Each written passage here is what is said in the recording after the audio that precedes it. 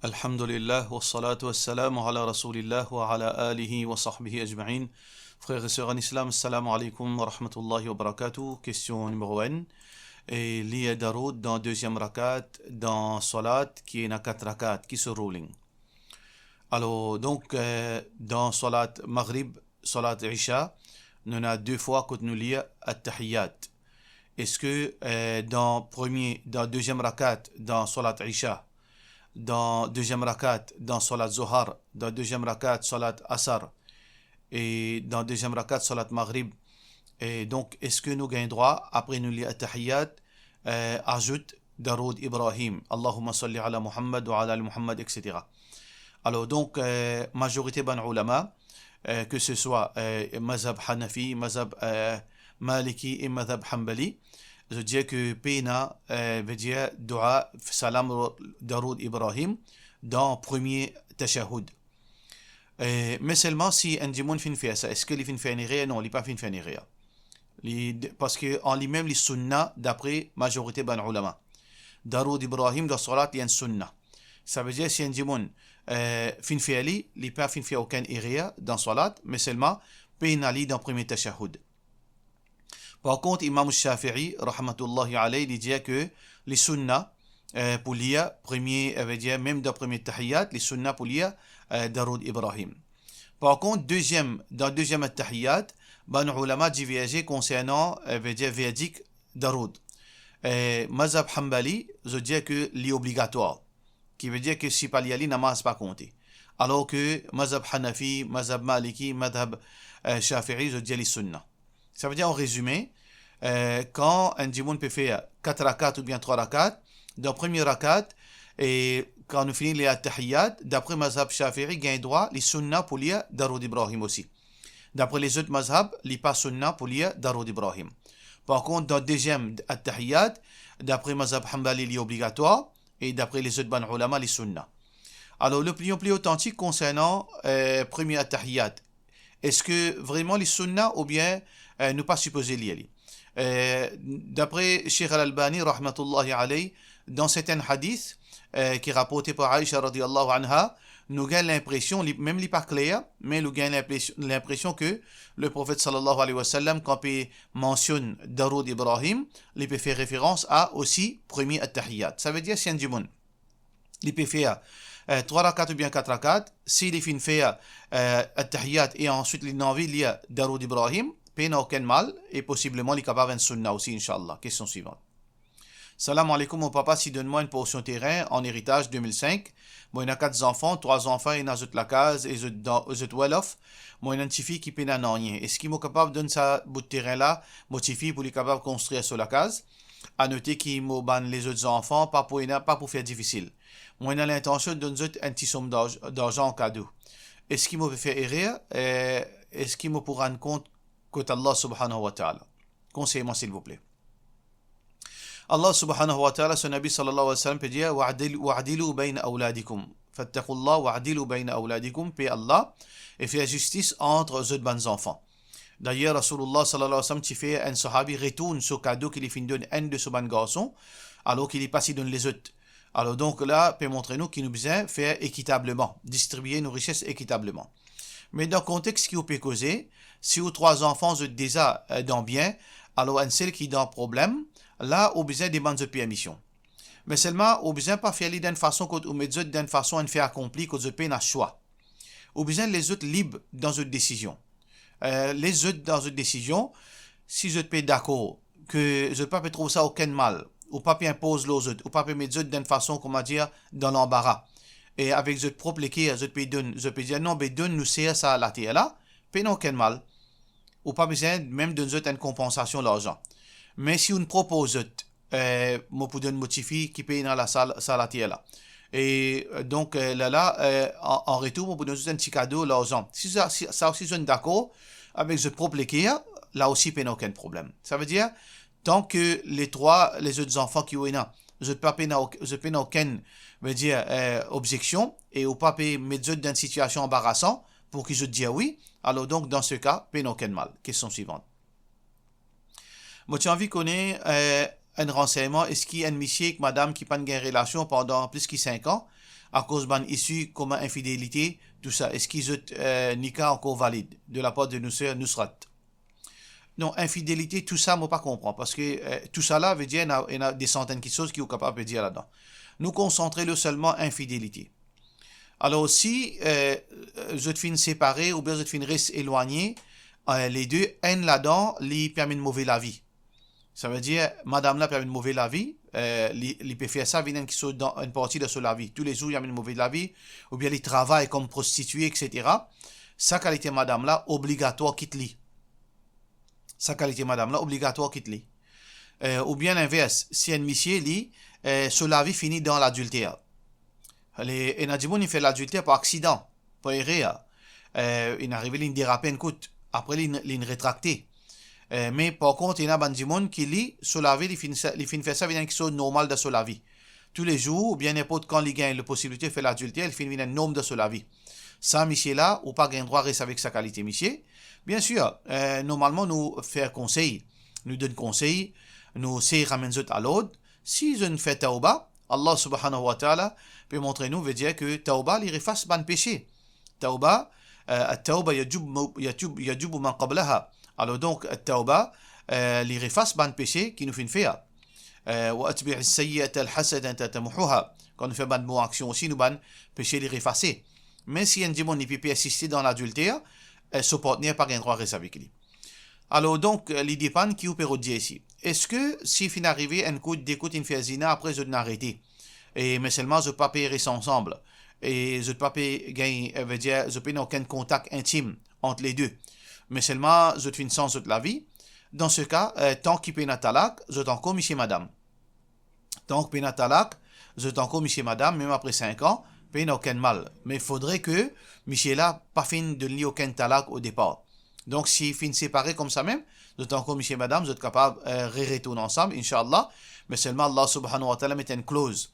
Quand fin une dispute familiale, conjugale, ou bien fin une raison pareille, quand vous êtes fin séparés à cause d'un erreur grave, alors Allah subhanahu wa ta'ala, peut cause dans le sens général, pour toute forme de séparation, et surtout qu'après un talak, fala junaha alayhima an yataraja'a, que une madame, quand elle finit un talak, par exemple, les peines aucun mal s'il retourne à travers un nika avec son premier monsieur, in dhanna an yuqima hudud Allah.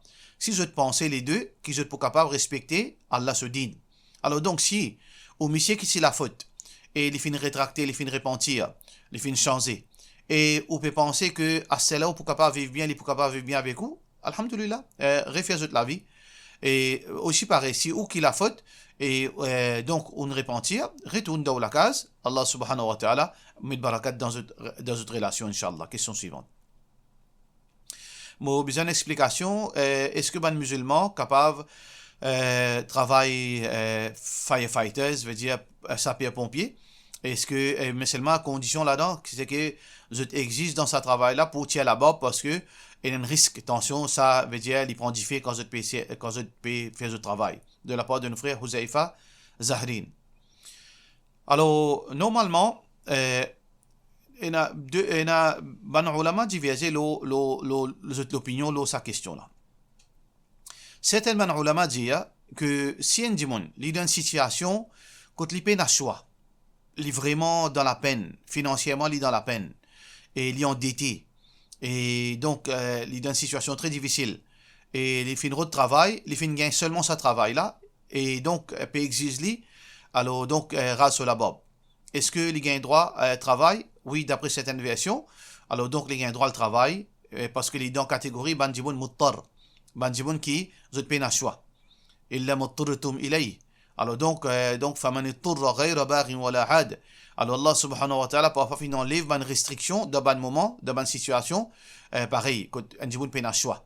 Alors donc, il est dans sa catégorie-là. Alors certainement, les ulama disent, si un djimoun, il est dans la peine, il est dans une difficulté financière, il peut bien de travail et il peine dans les autres travail, et veut dire qu'il n'est pas capable d'attendre, alors il gagne cette opportunité-là, il est capable d'aller, et ça rase sur la barbe là.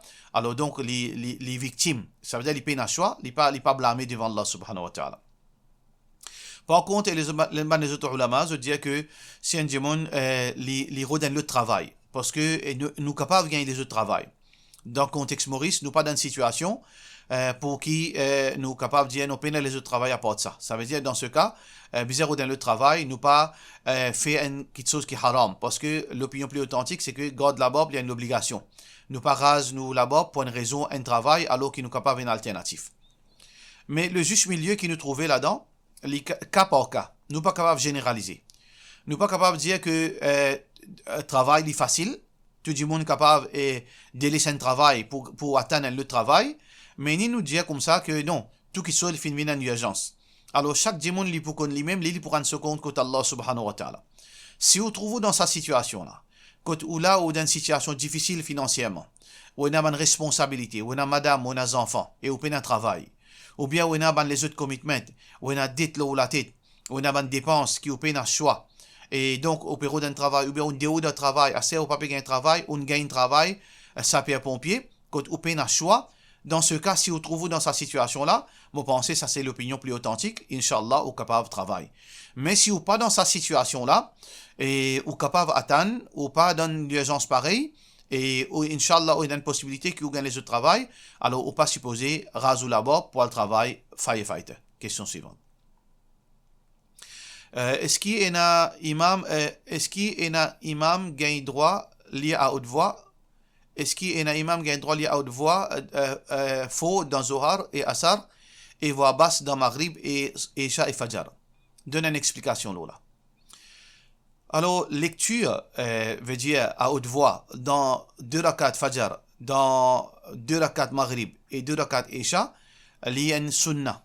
Il n'y a pas l'obligation, il y a une sunnah. Et il y a en silence dans Salat Zohar, dans Salat Asar, dans dernier rakat Maghrib, ça aussi il y a une sunnah. Ça veut dire si un démon volontairement il fait lire à haute voix dans la namaz Zohar, dans la namaz Asar, ce salat pas cassé, il pas fait aucun péché. Et si dans le salat Maghrib, ce 2 premiers rakats, dans Salat Asar, dans Salat Fajr, dans Salat Isha, dans ce 2 premiers rakats, il lit en silence, là aussi il pas fait rien. Mais seulement, il n'est pas supposé, veut dire, sans la façon de faire du prophète sallallahu alayhi wa sallam. S'il arrive ça, il fait faire ça une fois dans la vie, pour montrer permissibilité, puis il n'a aucun mal. Mais s'il fait ça, il a l'habitude, il arrête de lire à haute voix dans Salat Fajr, il lit en silence, il arrête de lire à voix basse dans Zohar Asad, il commence à lire à haute voix, il sans lit définitivement, ça c'est une chose qui n'a pas gagné droit. Ça n'a pas gagné droit. Mais on and off, rarement il fait ça, il sans lit, puis il n'a aucun mal là-dedans.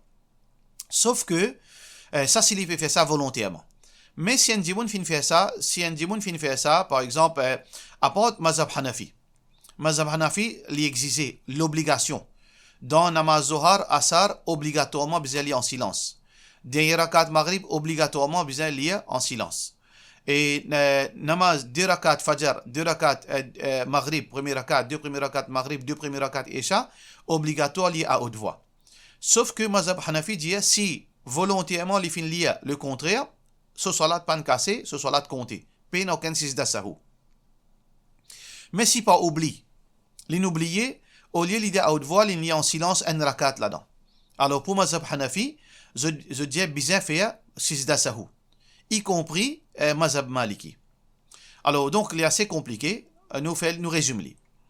Les 3 mazhab, mazhab Maliki, mazhab Shafi'i, mazhab Hanbali, je dis que lié à haute voix ou bien lié à voix basse, c'est pas l'obligation, les sunnah.